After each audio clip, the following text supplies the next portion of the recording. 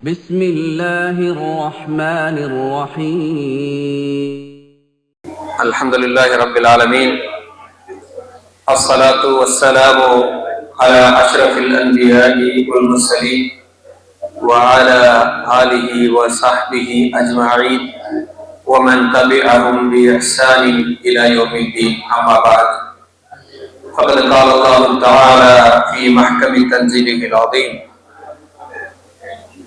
إن الأبرار لفي نعيم على الأرائك ينظرون تعرف في وجوههم نضرة النعيم يسقون من رحيق مختوم ختامه مسك وفي ذلك فليتنافس المتنافسون.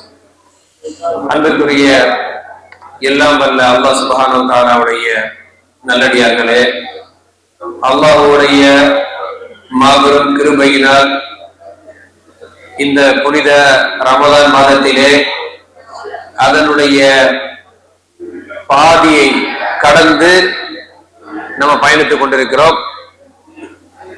இப்படிப்பட்ட சிறப்பான முறையிலே அல்லாஹ்வை பற்றியும் அவனது தூதர் நபிகள் நாயகம் ஸல்லல்லாஹு அலைஹி வஸல்லம் அவருடைய வழிமுறை பற்றியும் பேசுவதற்கு வாய்ப்பை வழங்கிய, அப்படிப்பட்ட அமர்வுகளில் கலந்து கொள்ளக்கூடிய பாக்கியங்களை நல்கிய எல்லாம் அல்லாஹ் சுப்ஹானஹு வ தஆலாவுக்கு எல்லா புகழும் எல்லா காலத்திலும் உரித்தானதால். அன்பிற்குரிய அல்லாஹ்வின் நல்லடியார்களே, ரமலான் மாதம் தொடங்கி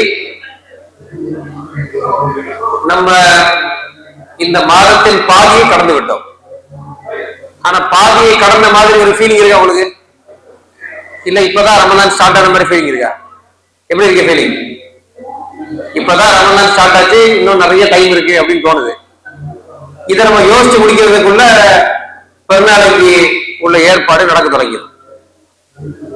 அப்ப ரமலான் முடியும் பொழுது நம்ம ரமலான் மாதத்திலே செய்ய வேண்டும் என்று நினைத்திருந்த பல வேலைகளை நம்ம செஞ்சிருப்போம். அடுத்த ரமலானுக்கு இன்ஷா அல்லாஹ் கரெக்டா செஞ்சிடணும், இந்த ரமலான்ல கொஞ்சம் கேர்லெஸ்ஸா இருந்துட்டோம் அப்படின்னு நினைச்சு கடந்து போகக்கூடிய ஒரு சூழல் தான் நமது வாழ்க்கையில் இருக்கிறது அப்படின்னு பார்க்கணும். நம்ம வாழ்நாள் வேகமா போயிட்டு இருக்கு. அதுல இந்த ரமலானுடைய இந்த அனுபவம் ஒரு அனுபவம்.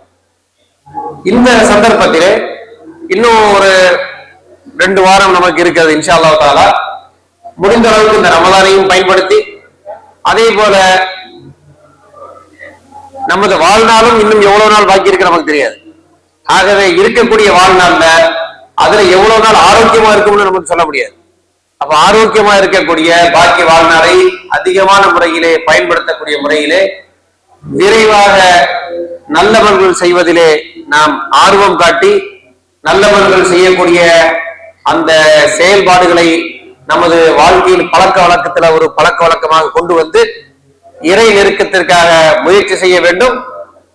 ரமலான் என்ற வாய்ப்பு இன்ஷா அல்லாஹ் நாடினால் மீண்டும் வரலாம். ஆனால் வாழ்க்கை என்று சொல்லக்கூடிய வாய்ப்பு மரணத்துக்கு பிறகு திரும்பி எல்லாம் வராது. ஆகவே இப்படிப்பட்ட ஒரு முக்கியமான தலைப்பை இந்த நேரத்திலே நாம் சிந்தித்து பார்க்க வேண்டும் என்ற அடிப்படையிலே ஒரு சில செய்திகளை எனக்கும் உங்களுக்கும் இந்த இடத்திலே நினைவூட்டிக் கொள்ள நான் ஆசைப்படுகிறேன். திருக்குறளில் அல்லாஹ் ரப்பல் ஆலமீன் மறுமையின் சொர்க்க இன்பங்களிலே நல்ல மக்கள் எப்படி துளைத்திருப்பார்கள் என்பதை பேசுகின்ற பொழுது சொல்லி காட்டுகிறார். இன்னல் அப்ரார் லஃபீ நயீம், நல்லவர்கள் மறுமையிலே நயீம் என்று சொல்லக்கூடிய அந்த இன்பகரமான சொர்க்கத்திலே இருப்பார்கள். எப்படி இருப்பார்கள்? அலல் அராயிக் யன்துரூன், நல்ல அலங்கரிக்கப்பட்ட, அப்படி சாகவாசமா சாய்ந்து என்ஜாய் பண்ணக்கூடிய மாதிரி அந்த ஆசனங்களிலே அமர்ந்து பார்த்து ரசித்துக் கொண்டிருப்பார்கள். தாரிஃபு ஃபீ வுஜூஹிஹிம் நத்ரத்தன் நயீம், அவர்களுடைய முகங்களிலே சொர்க்கத்தின் இன்பங்களை அனுபவித்த அந்த செழிப்பை நீங்கள் பார்க்கலாம். அப்படி முகம்லாம் எப்படி இருக்கும்? பார்த்தாலே அவங்க மகிழ்ச்சியில செழிப்புல இருக்கிறாங்க அப்படின்னு தெரியக்கூடிய மாதிரி அப்படி ஒரு காட்சி அவர்களது முகத்திலே தென்படும். யுஸ்கவுன மின் ரஹீக்கின் மக்தூம், அவர்களுக்கு ரஹீக்கின் மக்தூம், முத்திரையிடப்பட்ட அந்த ரஹீக் என்று சொல்லப்படக்கூடிய அந்த பானம் அவர்களுக்கு கொடுக்கப்படும். ரஹீக்குல் மக்தூம் என்று சொல்லப்படக்கூடிய மிக சுவையான பானங்கள் அவர்களுக்கு அருந்த கொடுக்கப்படும். ஹிதாமுகு மிஸ்க், அதனுடைய சீல், அல்லது அந்த பானத்தினுடைய இறுதி சொட்டு அது கூட கஸ்தூரி போல மணக்கக்கூடியதாக இருக்கும் என்று சொல்லிட்டு அல்லாஹ் ரப்பல் ஆலமீன் சொல்லி காட்டினான். ஒஃபி தாலிக, இப்படிப்பட்ட இந்த இன்பகரமான சொர்க்க இன்பத்தில் திளைக்கக்கூடிய இந்த விஷயத்திற்காக ஃபல்யத நாஃபஸில் முத்தனாஃபிசூன், போட்டி போடுபவர்கள் போட்டி போட்டுக் கொள்ளட்டும் என்று அல்லாஹ் என்ன சொல்ல வருகிறான்? ஒரு மனிதன் இந்த உலக வாழ்க்கையில போட்டி போட வேண்டும் என்றால் எதுக்கு அவன் உண்மையிலே போட்டி போட்டு முயற்சி செய்ய வேண்டும்? மறுமையிலே இப்படிப்பட்ட சிறந்த இன்பங்களில் மகிழ்ச்சியான ஆசனங்களிலே அமர்ந்து இன்பகரமான காட்சிகளை பார்த்து அங்கே கொடுக்கப்படக்கூடிய சுவையான பானங்களை அருந்திக் கொண்டு அனுபவிக்க வேண்டிய அந்த செழிப்பான இந்த வெற்றியை நோக்கி போட்டி போட வேண்டும் என்றால் இதை நோக்கி நீங்கள் போட்டி போடுங்கள் என்று அல்லாஹ் சொல்லி காட்டுகிறார். ஆனா யதார்த்தமா நம்ம வாழ்க்கையை நீங்க பாத்தீங்கன்னு சொன்னா அல்லாஹ் ரப்பல் ஆலமீன் திருக்குர்ஆனிலே பல வசனங்களிலே அல்லாஹுவை நோக்கி, அவனது வெற்றியை நோக்கி, அவனது சொர்க்கத்தை நோக்கி அழைக்கின்ற பொழுது எங்கேயுமே பொறுமையா நடந்துவாங்க அப்படின்னு அழைக்கல. எல்லா இடத்துலையும் எப்படிதான் அழைக்கிறான்? வேகமா ஓடிவா, விரைந்து வா என்ற அழைப்பு தான் திருக்குறள் இருப்பதை பார்க்கிறோம். இந்த இடத்துல போட்டி போட்டு வாருங்கள் என்று சொல்வதை பார்க்கிறோம். இன்னொரு வசனத்துல பாத்தீங்கன்னா அல்லாஹ் சொல்லி காட்டுகின்றான்,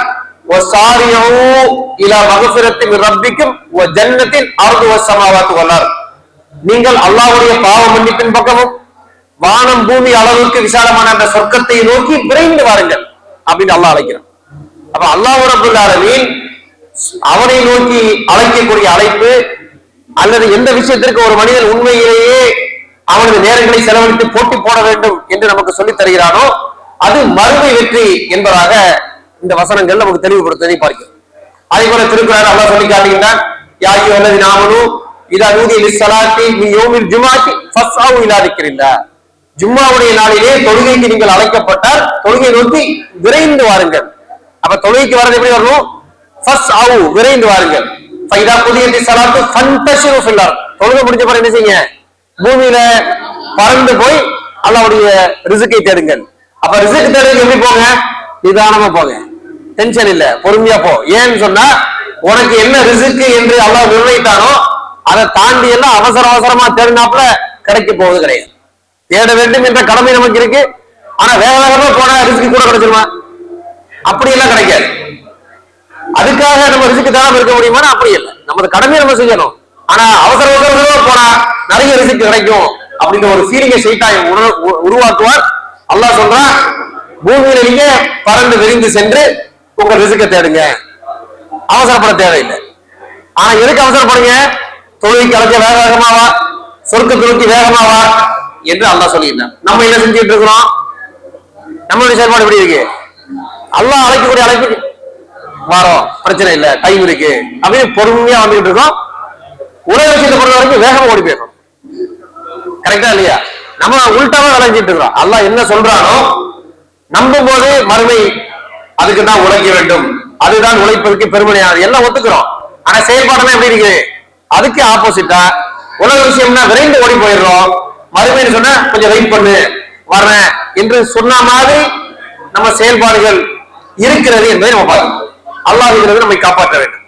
இதுல நபிகள் நாயகம் அவர்கள் நமக்கு ஒரு ஹதீஸ்ல சொல்லி காட்டுகிறார்கள், பாபிரு பில் ஆமாலி ஃபித்ரன் கஃபிதாய் லைலில் முதுலிக், அதாவது ஒரு இருண்ட இரவு, அந்த அளவுக்கு ஒரு இருண்ட இரவை போன்ற எது சரி எது தவறு, எது நேரான பாதை எது தவறிய பாதை என்று தெரியாத மாதிரி பெரிய ஃபித்னா வருவதற்கு முன்பாக நீங்கள் நல்லமல் செய்வதில் விரைந்து கொள்ளுங்கள்.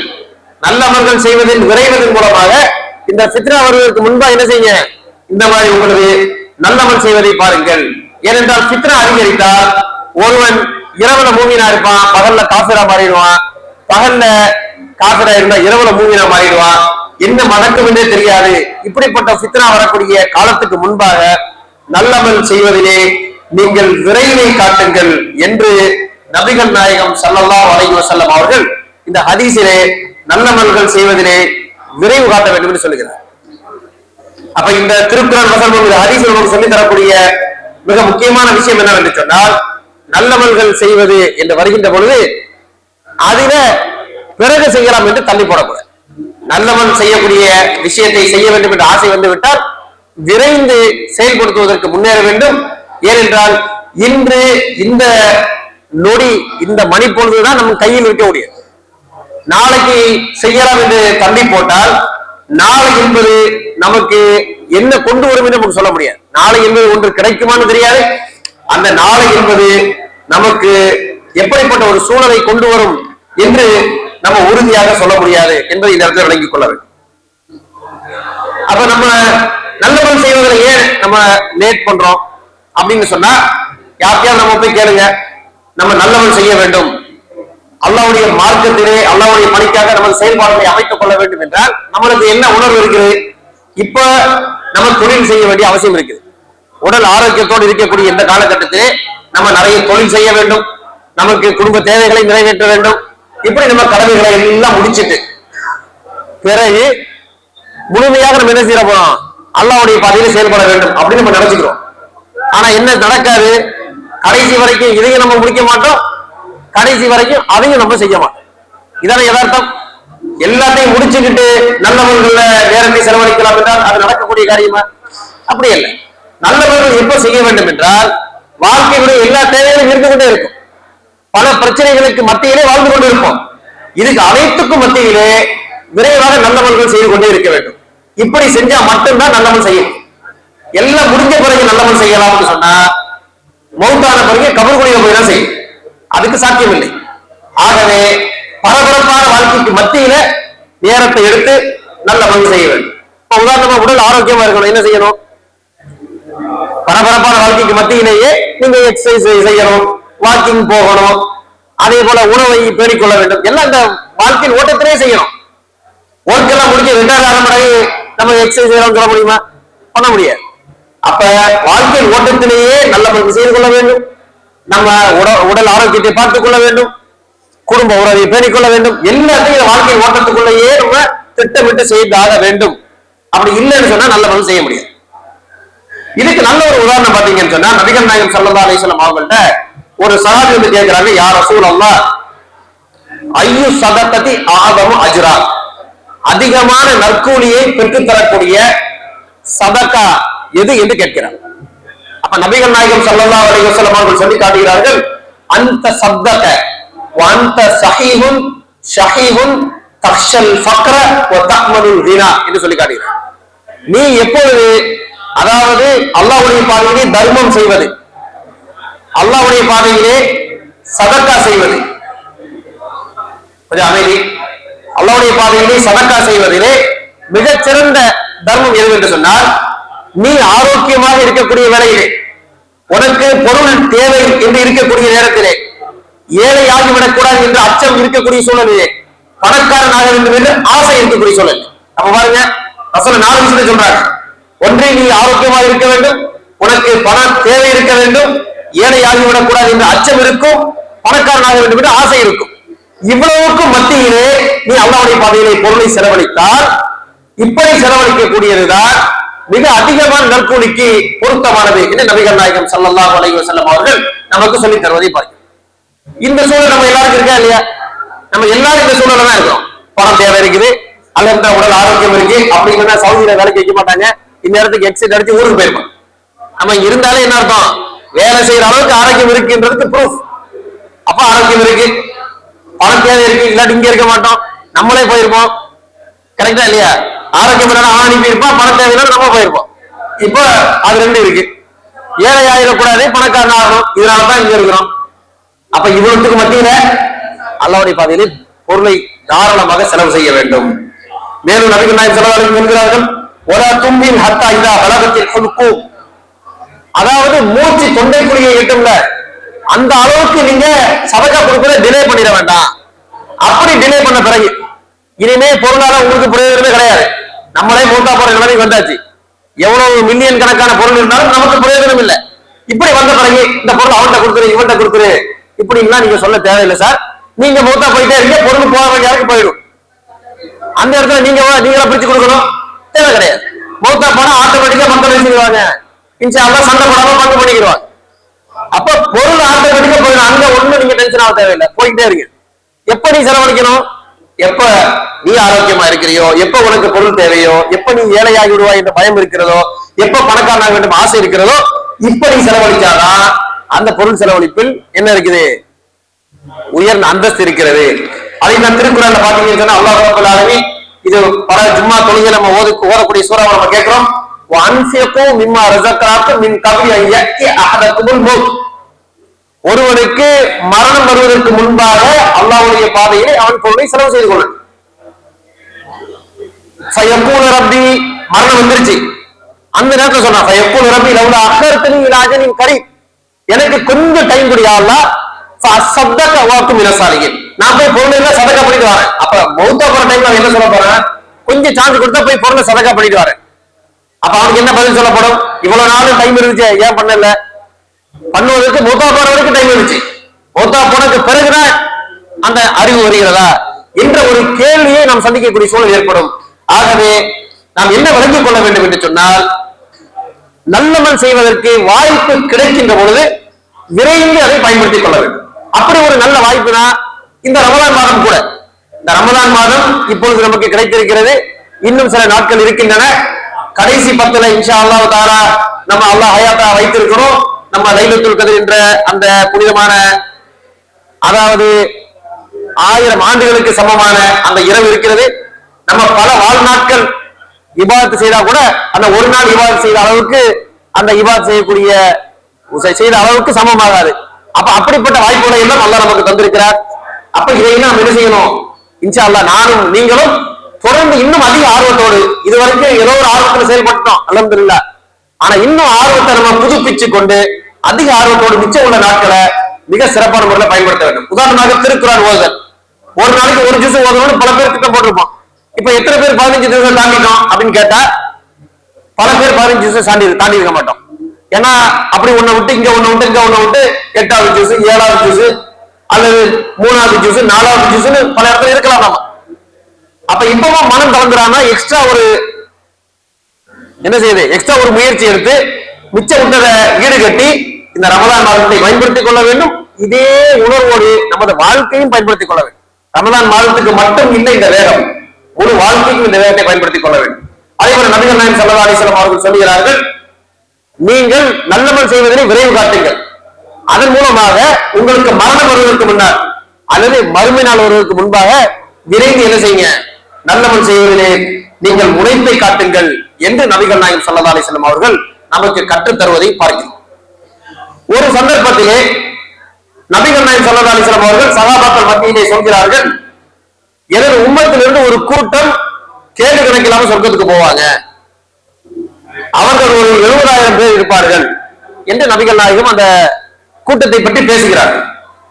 பேசின உடனே அந்த இடத்துல உக்காஷா என்று சொல்லக்கூடிய ஒரு சஹாபி இருக்கிறார். நபிகள் நாயகம் அவர்கள் சஹாபாக்கள் மத்தியிலே எனது கூட்டத்திலே ஒரு கூட்டத்தார் இந்த பண்பு உள்ளவர்கள் கேள்வி கணக்கில்லாம சொர்க்கத்துக்கு போயிடுவாங்க, இவங்க 70,000 பேர் அதில் இருப்பாங்க என்று சொல்கிறார்.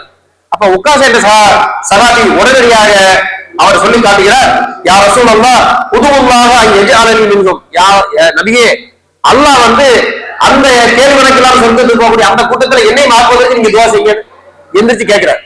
அப்ப நபிகள் நாயகம் ஸல்லல்லாஹு அலைஹி வஸல்லம் அவர்கள் சொல்கிறார்கள், அல்லாஹு மஜ்அல்ஹு மின்ஹும், யா அல்லாஹ் இவரை அந்த கூட்டத்தை ஆக்கி வைப்பா என்று துஆ கேட்கிறார்.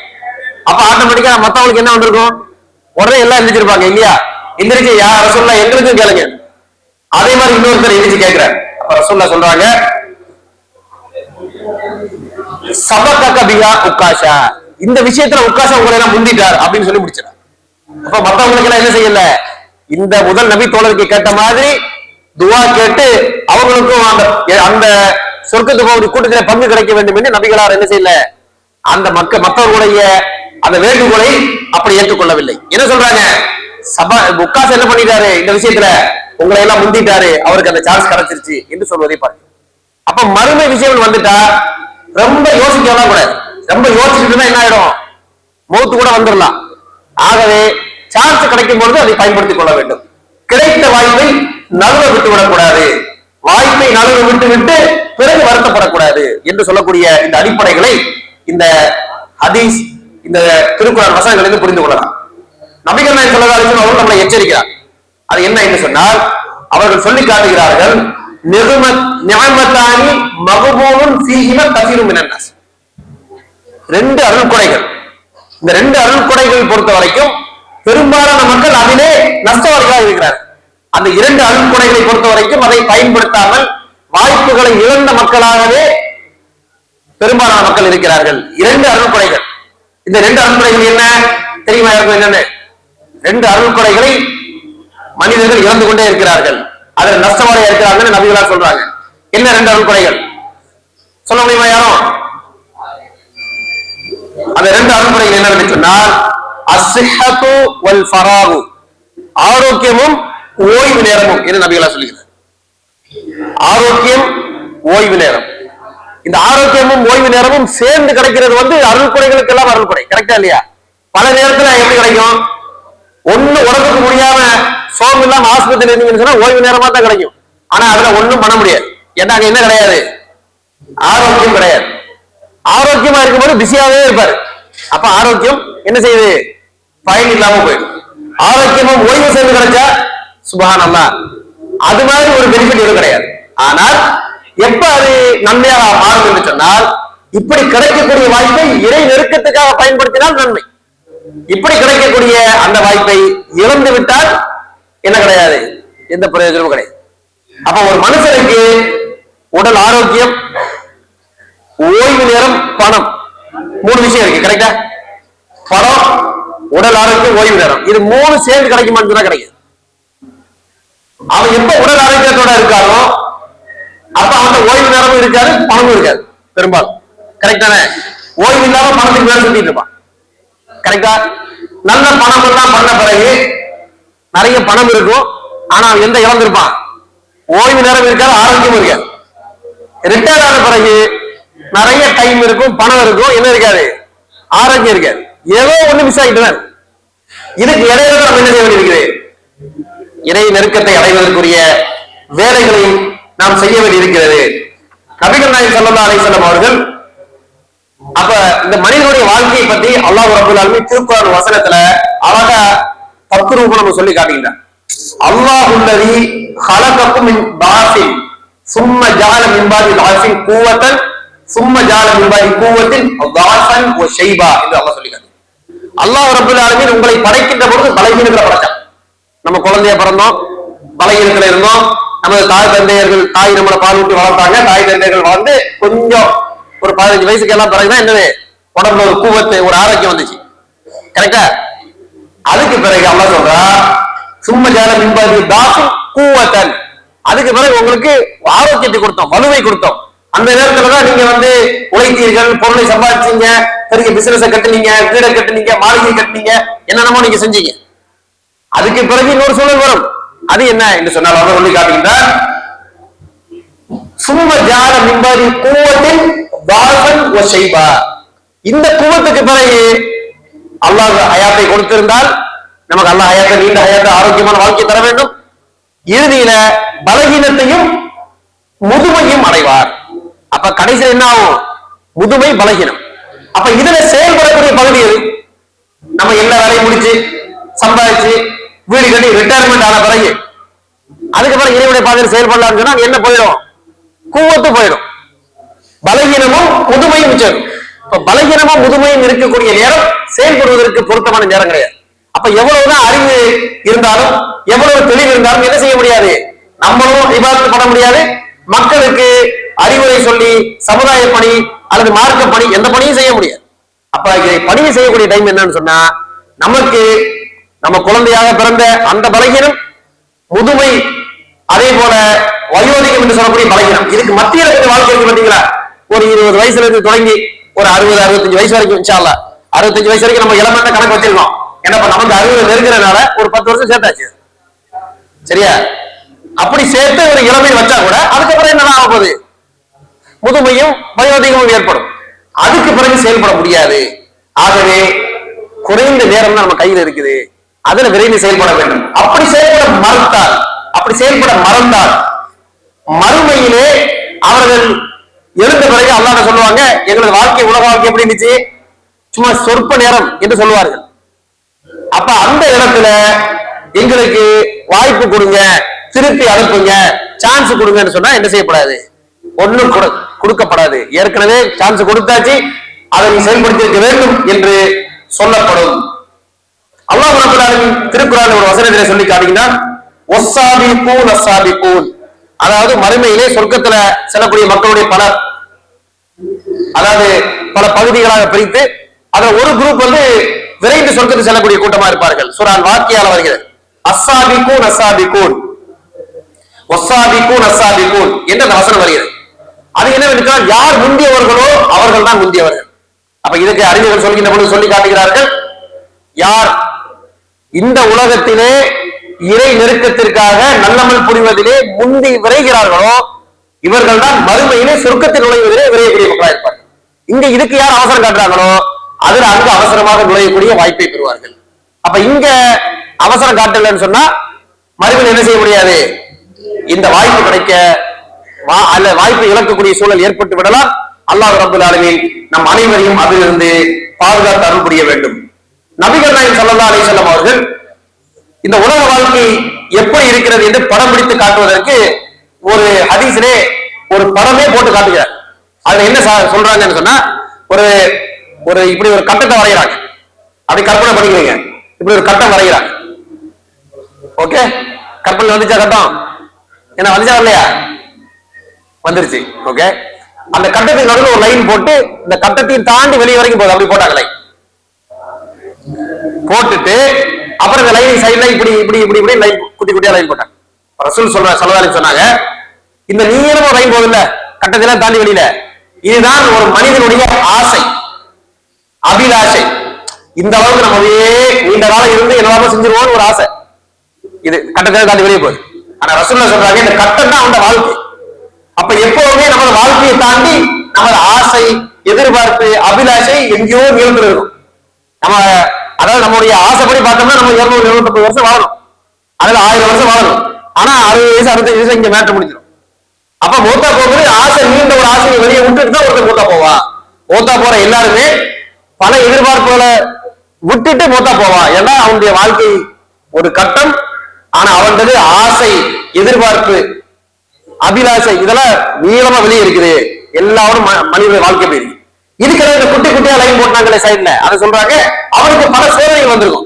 ஒரு சோதனை வரும், எப்படியும் அதுல இருந்து காப்பாற்றி தப்பிச்சு வெளியே வந்தா அடுத்த சோதனை வாங்கிடும், அதுல இருந்து தப்பிச்சு வெளியே வந்தா இன்னொரு இதான் வாழ்க்கை. வாழ்க்கையில இந்த சோதனை, இதை விட்டா அந்த சோதனை, அதை விட்டா இந்த சோதனை, இப்படி பல பிரச்சனை. இதை தாண்டி நம்ம எதிர்பார்ப்பு, அபிலாஷை, இப்படியே நம்ம நிறைய நினைவோ செய்யணும் ஆசைப்பட்டு டக்குன்னு என்ன வந்துடும் வாழ்க்கையினுடைய எண்டு வந்துடும்.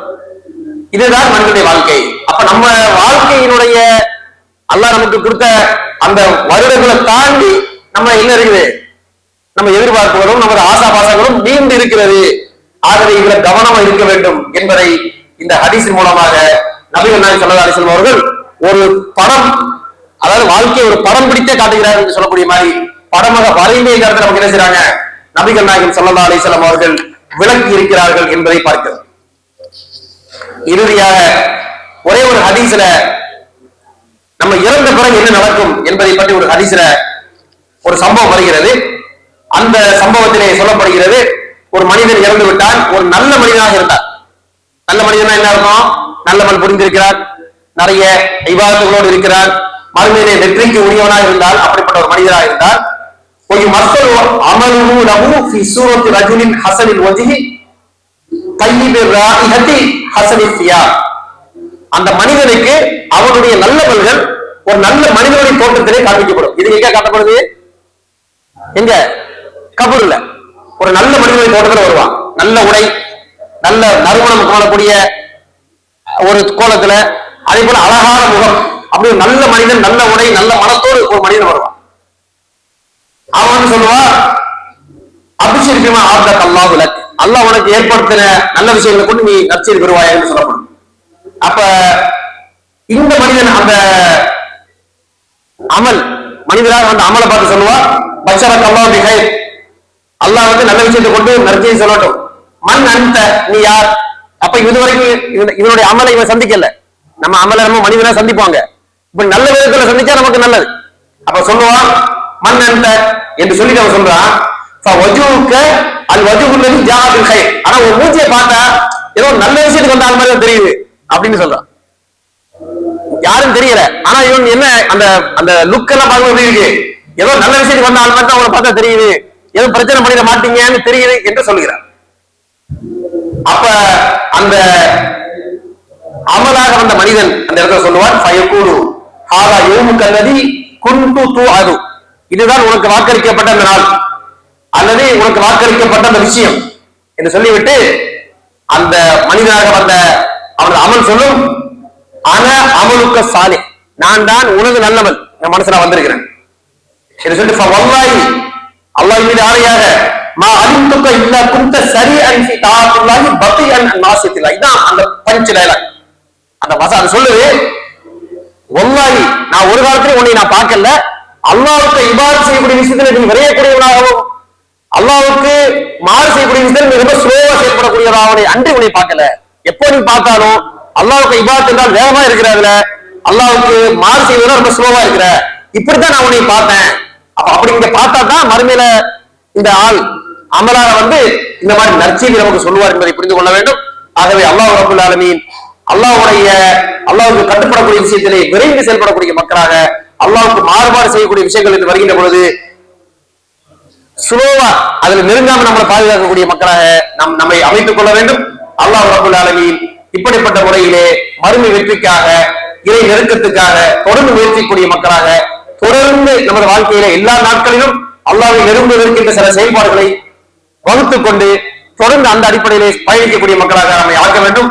அல்லாஹ் ரப்பல் ஆலமீன் அப்படிப்பட்ட நல்ல தௌஃபீக்கை தருவதற்கு இந்த ரமலானை ஒரு துவக்கமாக ஆக்கி ரமலானிலும் தொடர்ந்து நமது வாழ்க்கையிலும் இப்படிப்பட்ட நல்ல பண்புகளை வலுப்படுத்துவானா என்று பிரார்த்தித்தவனா என்று உரையை முடித்துக் கொள்கின்றேன். வாஹிரு தஅவானா அல்ஹம்துலில்லாஹி ரப்பில் ஆலமீன். அஸ்ஸலாமு அலைக்கும் வரஹ்மத்துல்லாஹி தஆலா வ பரகாத்துஹு.